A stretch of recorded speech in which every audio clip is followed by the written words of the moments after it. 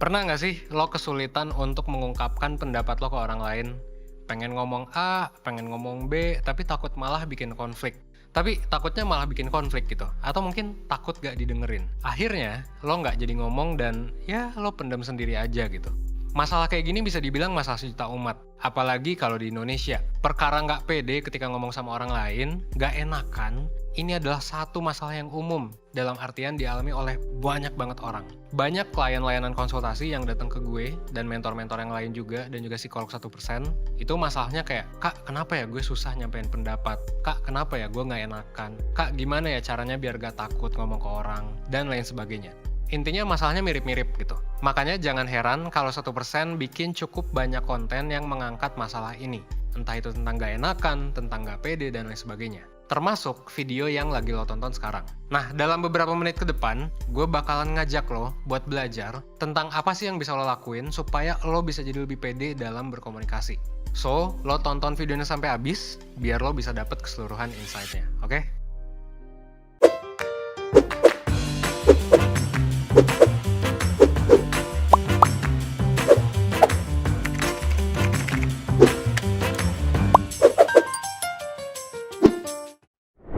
Nah, sebelum mulai, kayaknya kita semua sepakat ya, kalau kemampuan berkomunikasi itu cukup penting buat dimiliki.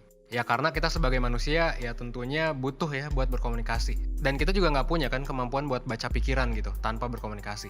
Makanya, buat saling memahami ya harus lewat komunikasi yang baik gitu.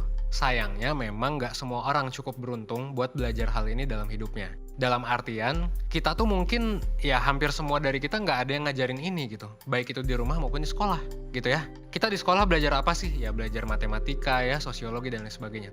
Tapi ketika kita ngomongin komunikasi, apakah kita pernah belajar? Mungkin kebanyakan dari kita enggak gitu. Akhirnya pas terjun di kehidupan nggak sedikit dari kita yang kesulitan karena nggak tahu gimana cara berkomunikasi dengan baik dan dengan efektif. Salah satunya adalah ya itu ya, masalah gak pede dalam mengutarakan apa yang kita pikirkan atau kita rasakan gitu. Beberapa kasus yang pernah gue temui adalah orang tuh suka susah gitu buat mengungkapkan pendapatnya karena mereka nggak yakin bakal didengar sama orang lain. Jadinya ibaratnya apa yang mau diomong itu ditelan lagi gitu karena takut diabaikan begitu aja sama orang lain. Sampai sini mungkin beberapa dari lo penasaran, kenapa sih hal ini bisa terjadi? Well, sebenarnya 1% pernah ngebahas banyak hal yang bisa berpengaruh ke kesulitan kita dalam berkomunikasi gitu. Tapi kali ini gue bakal nyoba nilik tentang komunikasi ya, ke diri kita sendiri. Nah, dari sebuah riset yang gue baca, salah satu biang kerok dari masalah komunikasi ini adalah gimana seseorang memandang keberhargaan diri mereka. Atau kalau bahasa psikologinya, self-esteem gitu.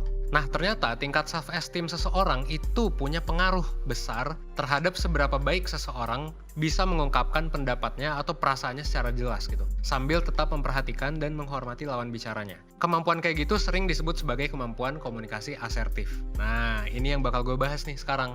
Ini terjadi kenapa? Karena ketika individu punya self-esteem yang baik atau ketika orang tuh ngerasa dirinya cukup berharga, maka dia akan cenderung punya kepercayaan diri buat menyampaikan dan mempertahankan pendapatnya. Mereka juga diprediksi lebih baik dalam menghadapi situasi di mana mungkin aja gitu pendapatnya tuh nggak diterima sama orang lain tanpa ngerasa inferior atau tanpa ngerasa kayak oke, gue lebih rendah gitu atau tanpa ngerasa terancam lah intinya. Nah sebaliknya, orang yang memandang dirinya rendah itu cenderung berpandangan kayak gitu terhadap opininya gitu. Jadi kayak ngerasa inferior, ngerasa terancam gitu. Jadi belum apa-apa tuh udah mikir, pendapat gue jelek gitu, pendapat gue negatif, pendapat gue gak bakal didengerin. Jadinya mereka yang gak enakan ya, cenderung gak mau mengungkapkan pendapat mereka. Yang menarik adalah ternyata komunikasi asertif ini juga bisa memengaruhi tingkat self-esteem. Jadi bukan cuma self-esteem mengaruh ke komunikasinya, tapi juga sebaliknya gitu. Jadi ketika lo nyoba untuk berkomunikasi asertif, lo juga bakalan jadi lebih pede gitu. Jadi dua faktor ini tuh ternyata saling memengaruhi. Lo bisa jadi lebih asertif dengan self-esteem yang baik, dan sebaliknya, dengan jadi asertif, lo juga bisa meningkatkan self-esteem lo. Kasarnya lo bisa milih nih, mau ningkatin yang mana dulu gitu. Apakah mau ningkatin self-esteem, biar lebih asertif dan percaya diri gitu ya. Atau lo juga bisa coba buat nyoba lebih asertif gitu dalam berkomunikasi, biar lambat laun, lo juga makin pede dalam berkomunikasi sama orang lain. Ya, tapi kalau saran gue sih memang gue sih menyarankan lo untuk menerapkan komunikasi asertif. Kenapa? Karena ya hal ini bisa dibilang lebih konkret gitu dan lebih mudah buat lo kontrol. Alias lo bisa latih ini setiap hari gitu. Dan ini tuh untuk ngelatih komunikasi asertif, untuk menerapkannya tuh lebih praktis daripada kalau misalnya lo berusaha untuk oke, gue ngebangun kepercayaan diri gue dulu gitu. Nah, kalau misalnya lo punya pendapat lain ya feel free aja ya untuk komen di kolom komentar kira-kira gimana nih pendapat lo soal kepercayaan diri dan komunikasi ini. Nah sekarang pertanyaannya adalah gimana nih caranya biar kita jadi lebih asertif dalam komunikasi sehari-hari? Well, gue punya tips buat lo, ada sebuah rumus yang bisa kita pakai untuk melakukan komunikasi asertif. Nama rumusnya adalah assert, A-S-S-E-R-T. Ini dipakai oleh salah satu badan konseling di Inggris. Nah, apaan tuh? Jadi ada 6 prinsip ya yang tadi assert. Dimulai dari A. A itu sebenarnya adalah singkatan dari attention. Jadi kalau lo mau menyampaikan sesuatu ke orang lain, lo pastiin dulu nih kalau misalnya dia merhatiin dan ngedengerin lo. Makanya lo harus pastiin kapan dan di mana waktu yang tepat dan dengan cara apa orang lain bisa fokus buat dengerin lo secara maksimal. Yang kedua adalah S. S itu adalah soon. Jadi kalau misalnya lo mau speak up karena ngerasa diperlakuin kurang enak, bagusnya sih disampaikan langsung, segera gitu, setelah kejadiannya gitu. Jadi kayak jangan lama-lama tapi langsung saat itu juga. Abis itu ada juga S yang kedua, yaitu specific behavior. Dalam menyampaikan pendapat, pastiin lo fokus sama perilakunya, bukan ke sifat orangnya. Jadi kasih tahu sejelas mungkin, sespesifik mungkin kelakuan apa yang pengen lo feedback. Pas kapan dan di mana dan detailnya kayak gimana. Contohnya misal, ketika lo kesel, misalnya ya lo janjian sama temen terus dia telat gitu. Kita bisa aja bilang gitu kan, Van sebenarnya gue kurang suka nih kalau misalnya lo datang telat pas rapat kayak tadi. Kan udah janjian gitu, misalnya jam 4 janjiannya, tapi lo baru datang jam 5. Nah itu kan jelas ya. Jadi kayak lo tuh nge-feedback perilakunya, bukan kayak lu goblok banget sih, lu bodoh banget sih kok lu telat gitu. Nah itu kan sebenarnya lebih ke sifat, lebih ke orangnya gitu. Padahal sebenarnya yang bisa difokusin adalah perilakunya, biar ngena gitu feedbacknya. Nah abis S yang kedua ada E ya, lo bisa nyambung ke poin E atau effect on me. Lo bisa kasih tahu nih apa yang lo rasain dari perilaku itu atau sesuatu yang lo sebut sebelumnya. Contohnya kayak tadi ya, ketika lo ngelihat orang telat lo bisa nyambung. Jadi gini, dengan lo telat kayak tadi, gue tuh jadi harus nunggu lebih lama bro gitu. Terus juga dengan mulainya telat, rapatnya juga jadi nggak efektif misalnya, jadinya ngaret. Nah lo bisa bilang kayak gitu tuh, dampak ke lo tuh kayak gimana. Jadi orang juga jelas gitu, orang tuh ngerti, oh ternyata perilaku gue tuh buruk gitu berdampaknya gitu. Dan ini jadi masalah buat kita. Nah itu yang E ya, effect on me. Nah selanjutnya adalah R, yaitu response. Nah abis lo kasih tahu apa perilaku atau kejadian yang gak enak lengkap dengan dampaknya juga terhadap lo deskripsiin tuh, lo pengennya kayak gimana gitu. Jadi biar lawan bicara lo juga tahu sebenarnya kedepannya enaknya kayak gimana nih. Apa yang harus dievaluasi? Misal, masih di kasus yang tadi ya, kayak telat gitu. Next time kalau bisa ya gue pengennya lo dateng nih minimal 5 menit sebelum mulai gitu, biar lebih enak. Atau kalau memang telat bisa ngasih kabar biar kita bisa bahas yang lain. Nah itu kan enak ya, jadi kayak dari awal sampai akhir udah jelas gitu. Dan gak menyinggung juga, pun memang ya perilakunya yang disinggung dan memang itu yang harus kita fokusin. Dan yang terakhir adalah T atau terms. Jadi setelah lo point out apa yang jadi concern lo, terus lo pengennya kayak gimana, lo bisa offer juga, lo bisa tawarin tuh ke orangnya tentang apa yang lo tawarin tadi. Mungkin kalian jadi sepakat gitu buat next time, oke nggak bakal ada telat-telatan lagi gitu. Atau kalaupun lawan bicara lo gak sepakat, dari dianya nawarin kompromi ya seenggaknya lo udah nyampein apa yang jadi concern lo dengan baik.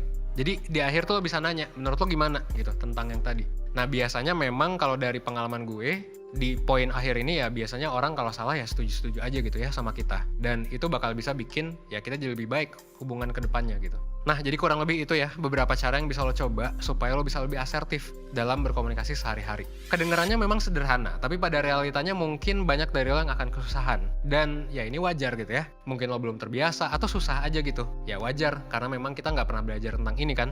17 tahun kita di sekolah kita nggak pernah belajar tentang ini. Tapi tenang aja, that's why itu juga alasan kenapa gue dan tim bikin 1%. Kenapa kita bikin 1% ya? Kita pengen ngajarin lo tentang hal-hal penting dalam kehidupan yang memang ya belum diajarin mungkin di sekolah gitu. Nah, nyambung sama asertif ini, kalau misalnya lo butuh bantuan atau bimbingan, gue sih nyaranin lo untuk nyoba belajar lebih lanjut soal komunikasi asertif ini di webinar komunikasi asertif. Nah, yang bakal diadain sama 1% di tanggal 6 Desember.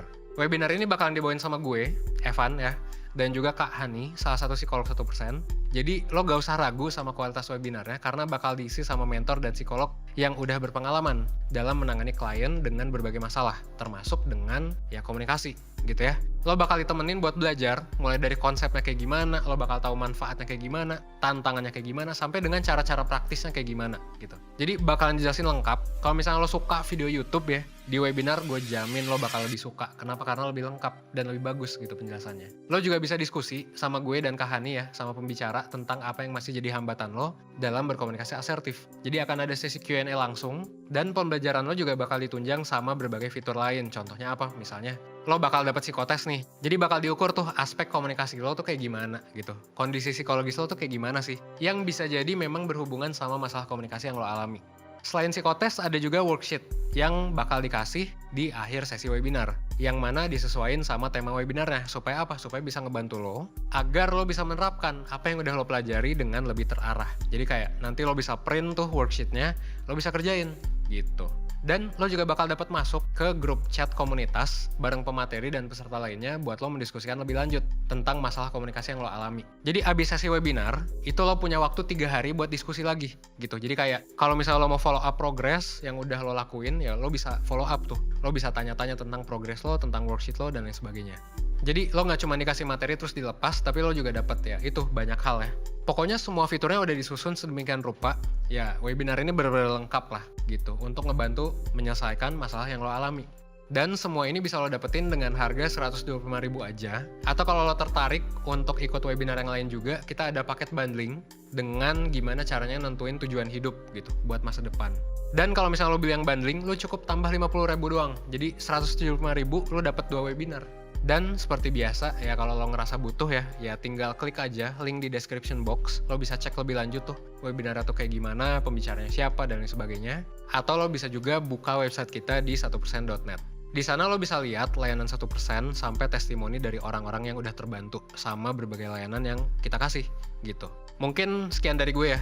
Semoga video ini bisa ngasih lo wawasan ya tentang gimana cara berkomunikasi sama orang lain. Dan kalau misalnya lo punya pendapat lain atau pengalaman, gue sangat ngedorong lo untuk komen, untuk nyeritain gimana cerita lo supaya perseners yang lain bisa kebantu sih. Dan terinspirasi sama ya komentar lo dan kayak sama cerita lo. Oke, gitu ya. Akhir kata, gue Evan dari 1%. Well, as always, gue tunggu lo di webinar 1%. Oke? Thanks.